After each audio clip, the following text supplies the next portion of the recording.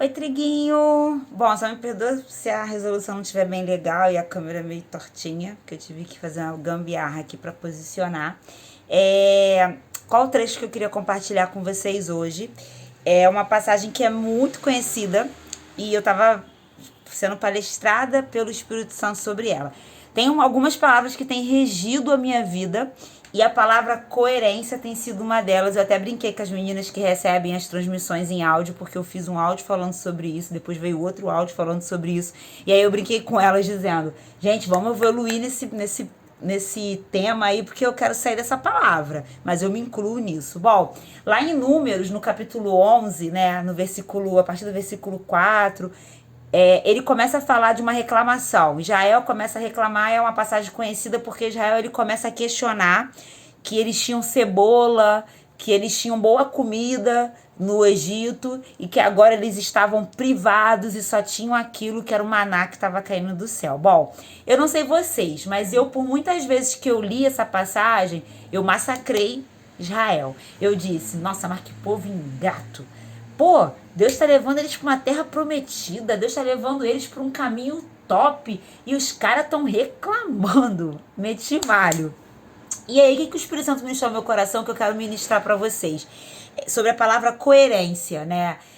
Muitas vezes a nossa coerência ela está conectada à nossa realidade e não à promessa.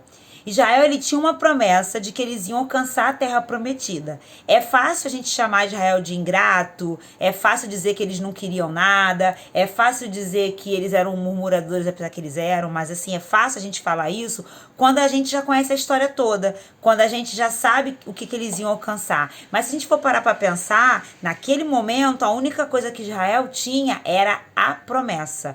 Mas eles não tinham nem um vislumbre da promessa, eles estavam no meio do deserto e realmente, sem um montão de coisa que eles tinham quando estavam no Egito. Então, a coerência de Israel estava não conectada ao que Deus prometeu, mas estava conectada àquela realidade que Israel estava posto. E aí, o que o Espírito Santo começou a ministrar no meu coração é que quantas vezes nós estamos assim como Israel. Não é só uma questão de ser ingratos, é uma questão de a gente não estar conectados à palavra, conectados à promessa. Então, exemplo, Deus ele nos dá te deu, não sei o que Deus prometeu a você. E aí eu quero fazer uma ressalva aqui. Quando eu mandei esse áudio, eu recebi algumas mensagens e uma delas, a menina me falou, eu não tenho mais nenhuma expectativa em Deus, não tenho sonhos em Deus. E eu falei, não, vamos embora com isso. Tem um salmo que é lá em Salmo 169, Salmo 139. Eu amo esse salmo, depois você medita nele, que ele diz que tem um livro escrito a nosso respeito. Gente, eu acredito que todo mundo tem um propósito em Deus. Eu acredito que todo mundo tem algo destinado em Deus. Que se você decidir viver caminhando com o Senhor, você vai viver aquilo que Ele planejou. E quando eu falo propósito, não está enquadrado no que hoje a nossa sociedade entende como grandes propósitos, sucesso. Que a gente pensa isso, só é propósito se eu for chamado para ir para a multidão, se eu ficar famoso, conhecido. E às vezes não, às vezes teu propósito está ligado à família que Deus te deu, está ligado ao bairro que você está posto, ao município, enfim. Mas Deus tem um propósito com você e você precisa conhecer o propósito de Deus para você. Isabela, como que eu descubro isso? Busque a Ele, medita nessa palavra e busque. Deus ele vai falar com você aquilo que Ele planeja ao seu respeito, ok? Bom, se você já tem uma palavra liberada do Senhor sobre a tua vida a respeito de algo futuro, eu quero te alertar sobre isso. A tua coerência, ela precisa estar conectada à palavra, à promessa, e não à realidade. E aí eu quero usar com vocês um exemplo que foi o que eu fui palestrada e que fez todo sentido pra mim, eu acho que vai fazer sentido pra você.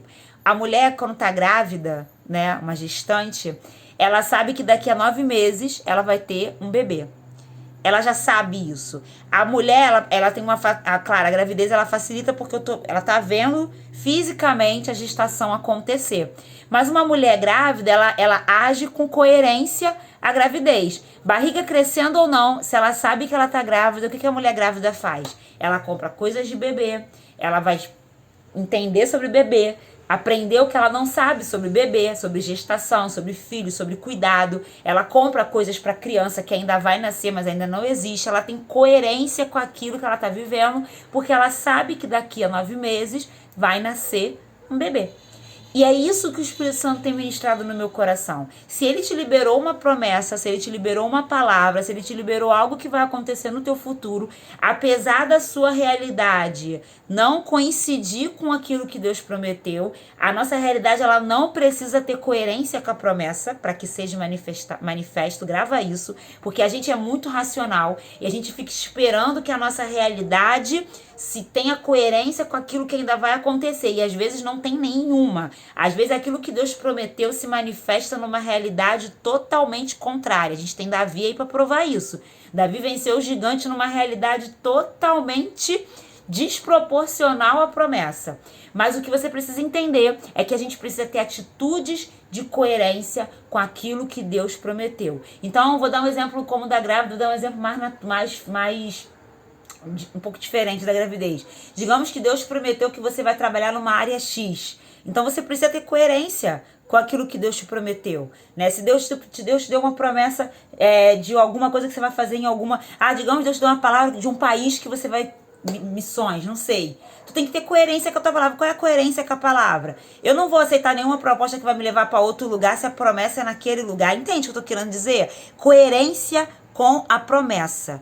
Israel, ele estava em coerência com a realidade. Então, a realidade de Israel qual era? Uma comida que vinha do céu que eles não estavam agradando, preso no deserto, caminhando para um lugar que eles nem sabiam onde era, sendo que no Egito eles tinham de tudo. Eu muitas vezes critiquei Israel e hoje eu não critico mais porque eu entendo que eu faço a mesma coisa. Tô caminhando para a promessa, caminhando para aquilo que Deus me prometeu, só que o processo às vezes tem percalços. E aí a minha coerência começa a ficar conectada ao processo. Mas isso aqui tá ruim, aqui não tá bom, aqui tá ruim, quero voltar. Por quê? Porque eu não tô conseguindo me conectar à promessa. Então eu quero deixar essa palavra para você. Coerência. Se você tá orando por X, tenha coerência. Suas atitudes têm que estar interligadas com o que você tá orando. É igual uma mamãe. A mamãe tá esperando o filho, ela vai comprar roupinha porque tem uma criança para chegar.